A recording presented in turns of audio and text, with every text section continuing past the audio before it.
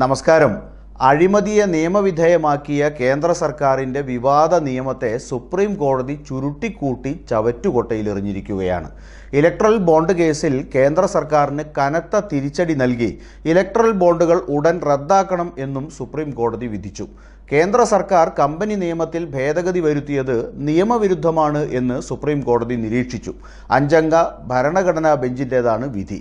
2017 സമർപ്പിച്ച ഹർജികൾ കേട്ട് വിധി പറയാൻ കോടതി 1ഉം 2ഉമല്ല 7 വർഷമെടുത്തുവെങ്കിലും അത് ഇന്ത്യൻ ജനാധിപത്യത്തിൽ കോടതിയുടെ പ്രസക്തി ശരിയായി അടയാളപ്പെടുത്താൻ പര്യാപ്തമായി എന്ന് തന്നെ പറയാം. ഈ പദ്ധതി സ്റ്റേ ചെയ്യാൻ കോടതി തന്നെ നേരത്തെ വിസമ്മതിച്ചിരുന്നു.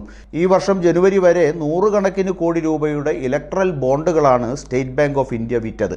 ഏറ്റവും പുതിയ തുകയടക്കം മൊത്തത്തിൽ 16,518.11 കോടി രൂപയുടെ ഇലക്ട്രൽ ബോണ്ടുകൾ സ്റ്റേറ്റ് ബാങ്ക് ഓഫ് ഇന്ത്യ ഇതുവരെ വിറ്റഴിച്ചു. ആർട്ടിക്കിൾ 19(1)(a) പ്രകാരമുള്ള വിവരാവകാശത്തിൻ്റെ ലംഘനമാണ് അജ്ഞാത ഇലക്ട്രൽ ബോണ്ട് പദ്ധതിയെന്ന് കോടതി വിലയിരുത്തി. രാഷ്ട്രീയ പാർട്ടികൾക്ക് അജ്ഞാത ധനസഹായം അനുവദിക്കുന്ന കേന്ദ്ര സർക്കാരിൻ്റെ ഇലക്ട്രൽ ബോണ്ട് പദ്ധതിയുടെ നിയമസാധുത ചോദ്യം ചെയ്തുള്ള ഒരു കൂട്ടം ഹർജികളിലാണ് കോടതി വിധി. ഇലക്ട്രൽ ബോണ്ട് സ്കീം ഭരണഘടനാ വിരുദ്ധമെന്ന് കൽപ്പിച്ച് തള്ളിക്കളയണമെന്നും പൗരന്മാരുടെ വിവരാവകാശത്തെ ഇത് ലംഘിക്കുന്നു എന്നുമായിരുന്നു ഹർജിയിലെ പ്രധാന ആവശ്യം.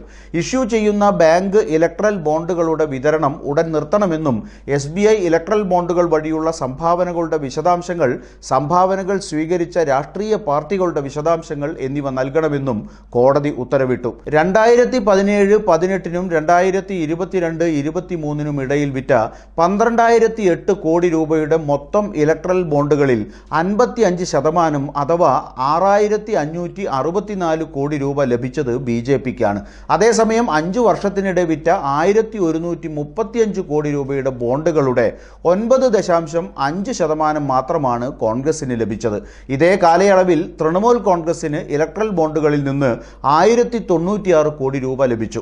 2022-23 വർഷത്തിൽ BJPയുടെ മൊത്തം വരുമാനത്തിൻ്റെ 54% ഇലക്ട്രൽ ബോണ്ടുകളിൽ നിന്നാണ്. അതായത് 2,120.06 കോടി രൂപ. 2018നും 2023നും ഇടയിലുള്ള 6 വർഷത്തെ കാലയളവിൽ BJPയുടെ മൊത്തം സംഭാവനയുടെ 52%-ലധികം, അതായത് 5,271.97 കോടി രൂപ വന്നത് ഇലക്ട്രൽ ബോണ്ടുകളിൽ നിന്നാണെന്ന് അസോസിയേഷൻ ഫോർ ഡെമോക്രാറ്റിക് റിഫോംസ് പറയുന്നുണ്ട്. സ്വകാര്യ വ്യക്തികളുടെ സംഭാവനകളെക്കാൾ ഒരു കമ്പനിക്ക് രാഷ്ട്രീയ പ്രക്രിയയിൽ കൂടുതൽ ശക്തമായ സ്വാധീനമുണ്ട്.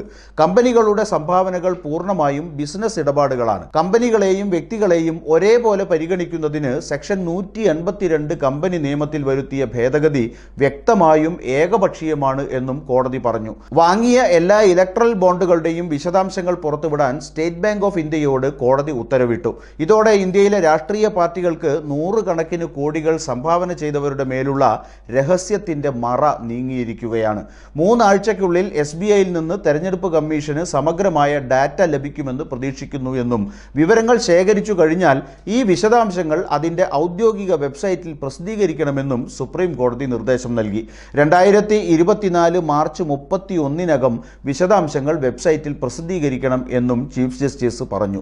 ചുരുക്കി പറഞ്ഞാൽ, എവിടെ നിന്ന് കിട്ടി എന്ന് പറയേണ്ടാത്ത പണം കൊണ്ട് തായം കളിക്കുന്ന പരിപാടി ഇനി വല്ലാതെ നടത്താൻ BJPക്കും കൂട്ടാളികൾക്കും കഴിയില്ലെന്നർത്ഥം.